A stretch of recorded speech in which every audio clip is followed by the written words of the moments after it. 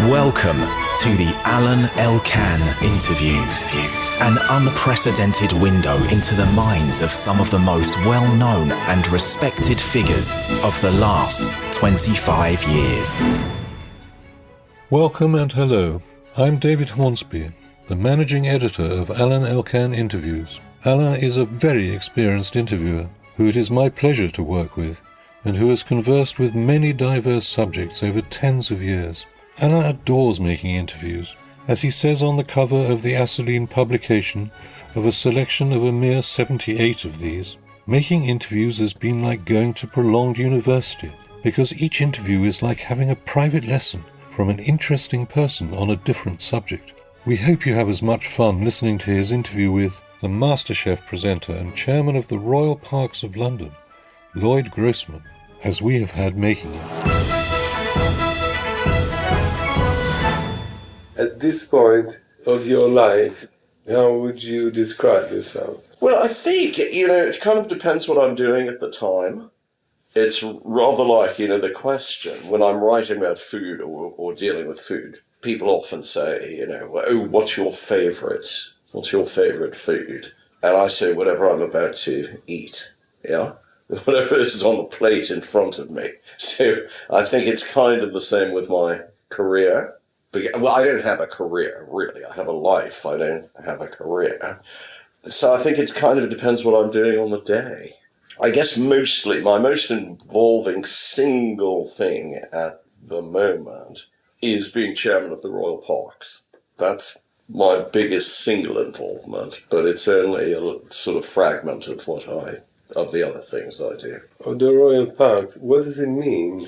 Well, the Royal Parks are the independent charity that looks after the Royal Parks for the public benefit.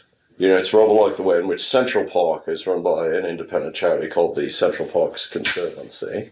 And the Royal Parks and other parts of London are looked after for the public by an independent charity called the Royal Parks, of which I'm the chairman. And it's a huge estate which stretches from Richmond and Bushey in the southeast, in the southwest, all the way to Greenwich, including the most famous parks in the world, Hyde Park, St. James's Park. And we also look after Horse Guards parades. So all the great sort of theatres of national events almost are, part of the Royal Parks estate. But Royal Parks doesn't mean Windsor or the Queen's Park, right? No, these were all the Queen's Parks, but they were turned over to the state in 1851. So the Royal Parks are Greenwich, Bushey, Kensington Gardens, Hyde Park, Green Park, St. James's Park, Regent's Park, Primrose Hill, Greenwich, Victoria Tower Gardens. Battersea Park. No, not Battersea. Battersea is a municipal park, yeah. So all the sort of, as it were, the most famous parks in London, the ones that kind of define London, are the Royal Parks.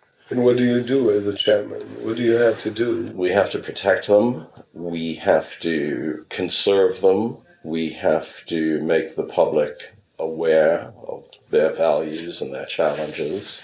It's about, to me, it's very important, especially these days, to protect the public realm. Public realm is extraordinarily important, especially in a city like London, where property is so often sort of privatized and monetarized. And plus the English people love parks. We love parks, but parks are under enormous pressure. Why? Why? Because of the pressures of development, because of the steady rise of population, which includes huge increases in international tourism. International tourism projected to increase by 50% by 2030. Incredible pressure of numbers, which is something we have to deal with because, parks, like anything else, are subject to wear and tear. The threat of tree diseases, biosecurity is a huge issue for us. The international trade in trees. There's no quarantine for trees. So you can bring a tree in from anywhere. and it might have some strange disease, which then sort of spreads rapidly.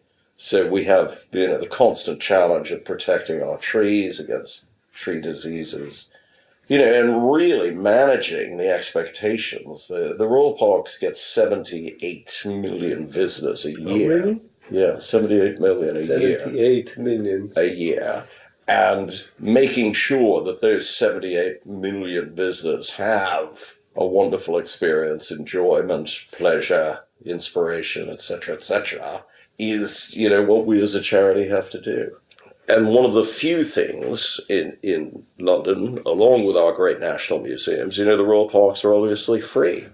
And it's increasingly difficult, because of the kind of society we live in, for everyone to have free access to things that are beautiful and inspirational and pleasurable and life-enhancing and all of that stuff. Are London parks safe? Yes, they are. They're very safe, thankfully. Why?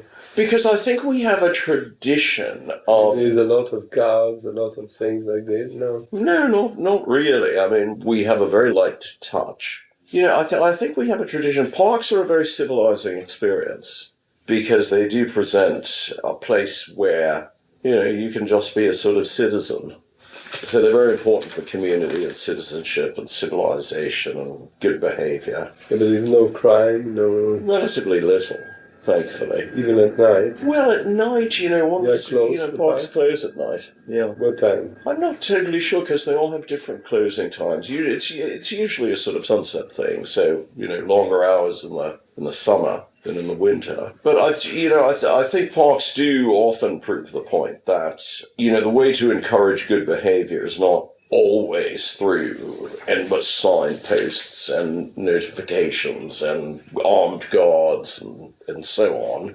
People will behave in a civilized, communal, humane, collegial way when they're in the appropriate setting. It's that environmental way of introducing behavioral change that's so important. You feel supported by the City of London, by the mayor, by the... The government funding that we get comes from central government, and that currently pays for about 30% of our running costs, and we earn the other 70%. Hyde Park is one of the most famous concert venues in the world. So concerts, events, catering. People like to have a cup of tea or a sandwich or coffee or whatever in the parks. So that's a licensing for people to film, because the parks are obviously a place where a lot of filming and television goes on. All that sort of thing, all those ancillary commercial activities. And then a charity. Yeah, and then we are a charity, and then we get money from the usual trusts and foundations, individual philanthropists and so on. So, but that, it's the same challenge. How much does it cost to run a year? Yeah. Just under 40 million. Not so much. No, not very much at all, considering the number of people. But then, of course, if we want to do big capital developments, that's a different issue. Do you buy new plants? Do you buy a lot of flowers? We grow our own. We've just opened a £5 million nursery in Hyde Park, which we think is, if not the most environmentally advanced nursery, it's one of the most environmentally advanced nurseries in Europe. Because we require such a wide variety of plants that we can't go to the market for them. And also it's implicit, because of the way we believe parks should be run, it's implicit that, we train people to grow. How many gardeners do you have? It's very hard to separate gardeners out from people who are doing other kinds of conservation and maintenance. But it's in the hundreds. How many people work altogether? Altogether, I would say we've got probably a total workforce, I think, of about 750. Some of them are directly employed and others are subcontracted. And do you change the layout of the parks? Or? Oh, yes, they're constantly evolving. I think that I'm not overstating it to say that they are generally recognized as the finest parks in the world. How did you end there? Why? Me? Why did they hire me? Because I have a very long history of involvement with the heritage. I was a commissioner of English heritage. I was a commissioner of the Royal Commission on the Historical Monuments of England, etc., etc., etc. I was chairman of the Church's Conservation Trust. So I think because I know about conservation and public benefit, that sort of thing, I've been in that heritage world for, over 20 years. Odd for an American from Boston, right? Well, I guess so, but I've lived here since 1974. So you're British. Yeah, I'm a dual national. There is a long tradition of art and sculpture in the parks, and for example, you have the Serpentine Gallery in the middle of Hyde Park. How do you deal with it? We get endless requests for monuments and statues to be built in the parks. And our policy is not to encourage such things because, a lot of a park is about open space, natural beauty, etc., etc. And so one's got to maintain a very careful balance between works of art and the landscape, the historic buildings we have, and so on. And we have important works of art by Henry Moore and Watts and Eric Gill and all sorts of people. We are very pleased that for the first time we are making it possible for Christo to create an installation in London on the Serpentine itself, a huge floating sculpture which opens on June the 18th, and it will be there until September. I'm a great admirer of Christo's work. So when I heard that, he was eager to do something in London, I was very eager that the Royal Parks should make themselves available for him to help him create this wonderful thing. And that's, as I say, that's a temporary installation. And of course we're host to Frieze, which is, some people would say the key or one of the small handful of key contemporary art fairs in the world. Frieze takes place in Regent's Park every year. We host the Serpentine Gallery and so on. So we're very keen to promote art to the public, to make art available to the public within the context of these fabulous parks. There's a lot of music also in the park. And there's a lot of music in the park. Big rock concerts. I think Paul Simon is doing his farewell concert in Hyde Park this summer. Eric Clapton is performing in Hyde Park. We host the last night of the BBC Proms. And we also, of course, have the wonderful cultural thing of the open-air theatre in Regent's Park, which is one of the great sort of theatre venues in London. It's fabulous, the open-air theatre. Hyde Park is the biggest park in the world?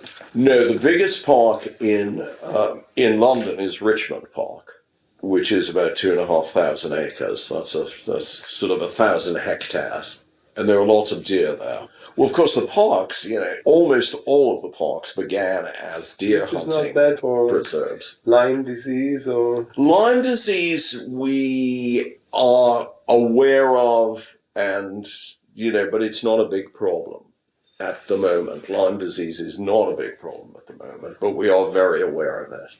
The bigger problems are the tree diseases. There are tree diseases around which are affecting, we work hard and spend a great deal of money controlling them. You have historical trees. Oh, yes, we have some very, very, very old trees. I mean, the oldest of the Royal Parks, the first, Greenwich Park, was the first enclosed park in Europe, and that dates back to 1433. Nowadays, people coming from all over the world to take care of the gardens, or this is mainly British people? No, quite a lot of our workforce are, from other countries. Like the British Library, for example, we are concerned about the ease with which skilled foreign workers will be able to, to come and work in London. All the cultural institutions in London. That is one of the things that most concern them about Brexit, the idea of being able to carry on with our very diverse and skilled workforces. The percentage of people in the museums, workers in the museums, the parks, the libraries, etc., the percentage that come from abroad is pretty high. And the politicians are aware of this? We keep telling them.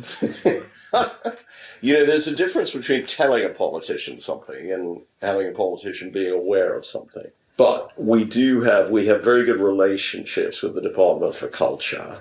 We have a close and good relationship with them. You have links with parks in the world. I mean, other parks. Oh yeah, we're part of a lot of different networks, and it's part of our responsibility to share what we know with other parks, both here, both in the UK and abroad. You think that even if the world has changed and there's a technological world and we have artificial intelligence, all these kinds of things, people still love parks? Yeah. It's the obvious attractions of nature and space and greenery, but it's also a lot of it is to do with that citizenship thing. It's you feel that you're part of a community. You feel engaged with other people when you're in the park in a way that in a very sort of uncompetitive way. It's one of the great places where people can just be citizens, where there is a shared sense of values and pleasure, and that's very important. There's a lot of garbage. Oh my God! I think in the central London parks, St James's, Green Park, Hyde Park, I can get the figure. I think it's about 2,000 tons of litter a month. That's a hell of a lot. There are all these little things that are actually that one doesn't think about until you have to deal with the problem. Namely, how big should the litter bins be? Because if they're too small, they start overflowing immediately. If they're too big, they look hideous because we're in a Grade 1 listed landscape. So figuring out things like the optimum size of the litter bin, which kind of sounds like a joke, is actually incredibly important. You also talked about the parades, right? You're involved with the parades? Yeah, because we manage Horse Guards Parade and the Mall. The Mall is the most important road in the country. What do you do there? Everything, and it's got to look fabulous. It's the main street, it is the UK's main street. Champs-Élysées. Yeah, except probably more events happen on the Mall than in the Champs-Élysées. But it's symbolic. Yes, it is symbolic. It's the axis. You have a relationship with the Queen, or because of all this? Well, because we're the Royal Parks, we have a very important relationship with with the household. You started as a rock singer, right? Very unsuccessful rock guitarist. And then I went to the London School of Economics to do my master's degree and was just about to start a PhD when I was offered a job as a journalist. So I went to work as a journalist.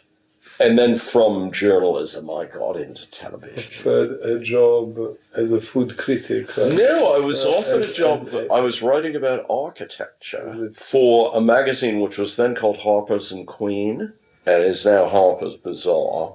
And then I went from there to the Sunday Times, where I just kind of wrote about mostly kind of culture, architecture, design, that sort of stuff. Then how come the food? Because who's not interested in food? I mean, it's been Remember the food and your TV show? Well, I think I had been... the TV show was called MasterChef, no? Yes, MasterChef, but that was long after I'd become established on television. I was well known on television before then, because I was doing a series. I did a very successful series with someone called David Frost, who's now dead.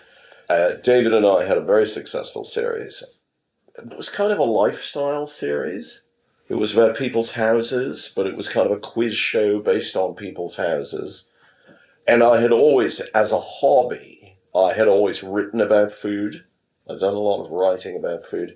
So when the BBC were commissioning MasterChef, I was kind of an obvious person to ask, because I had quite a big name on television, because I knew about television and I knew about food. So, it seemed like the right choice to make. What do you know about food? How can I answer that question?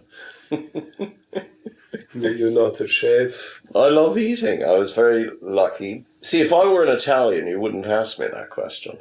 Food is becoming an issue, no? Yes, And it's it's been quite- intellectualized. A lot of people, Yeah. books, the Ottolenghi, I mean, all this. Yeah, but, the thing is, if you love eating and you're fortunate enough to have traveled a lot and tasted lots of things, you sort of get to know about food. It's just the experience.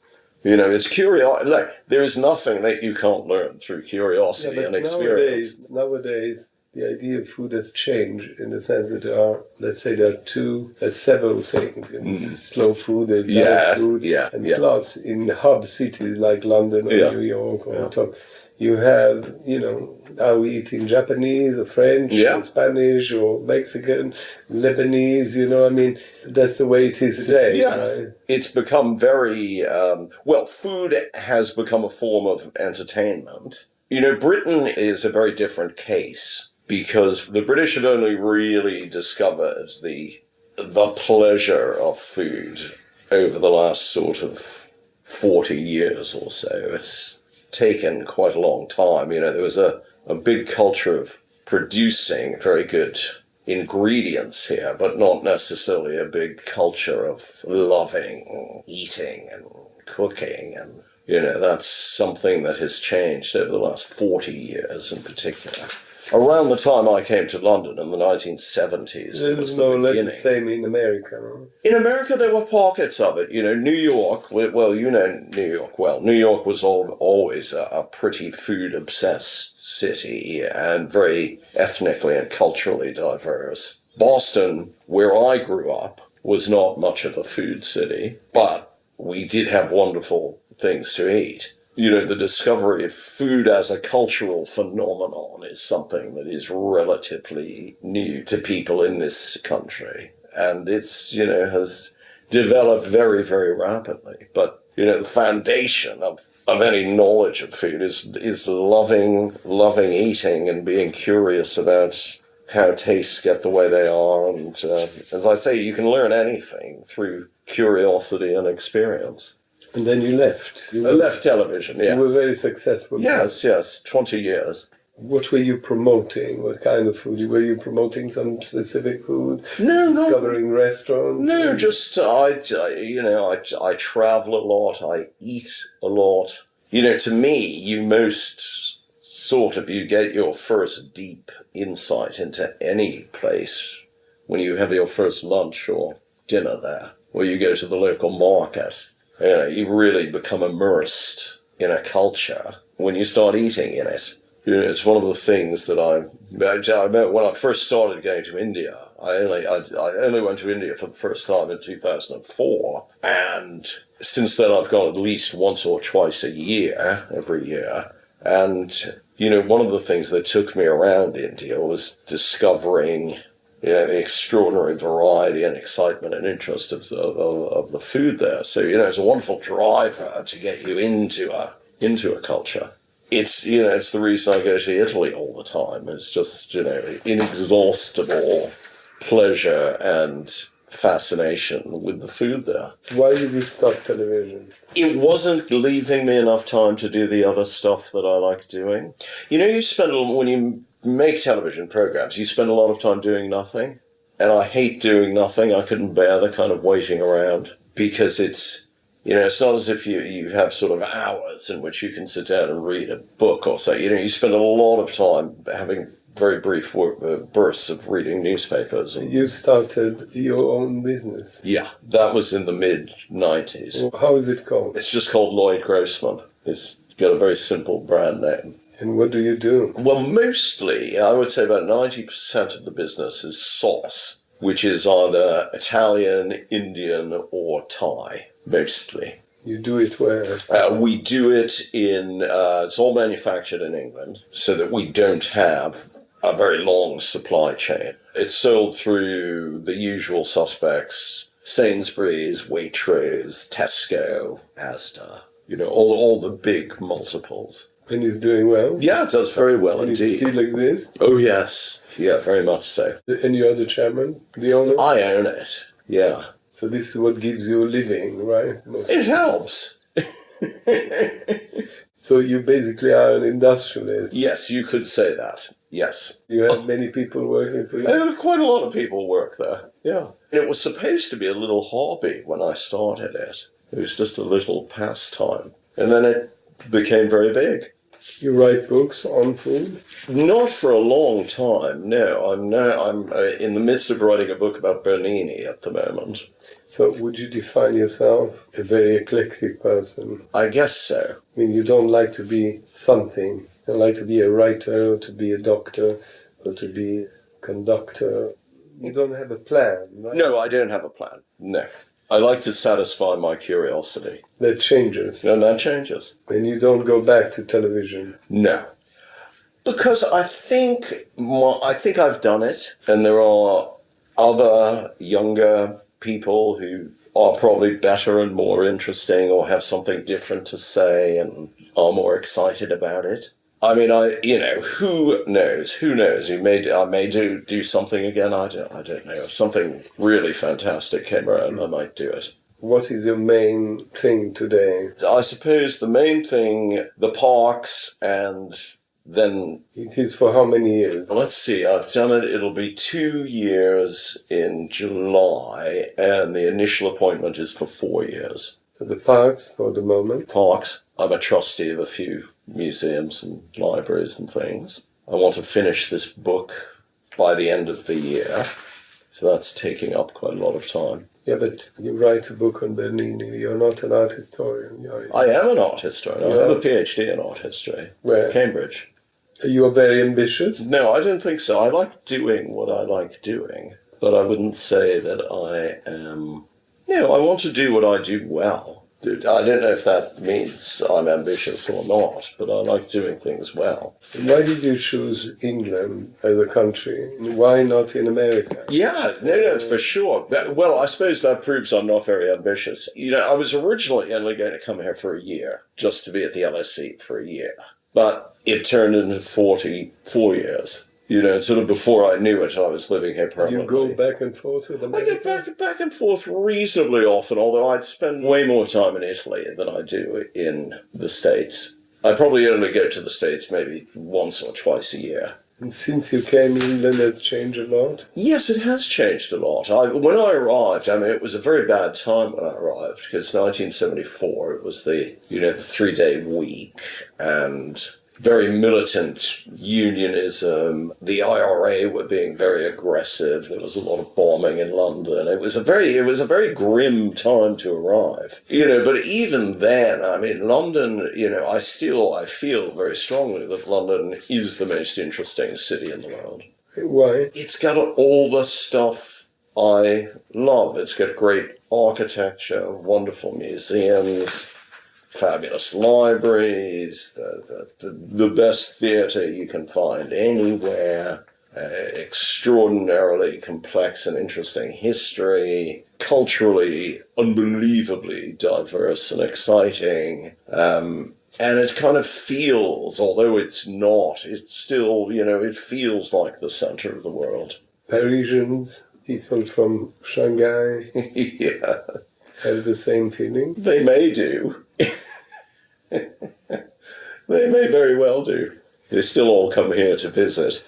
I know, but the New Yorkers would not accept the idea that London is the centre of the world. No, New Yorkers really don't like that.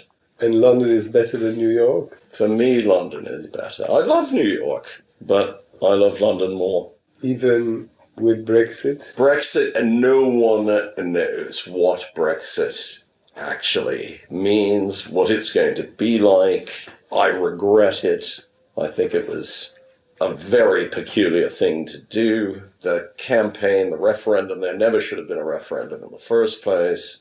The referendum was very badly waged on both sides. So, it's a very valuable lesson in learning how things go wrong in history.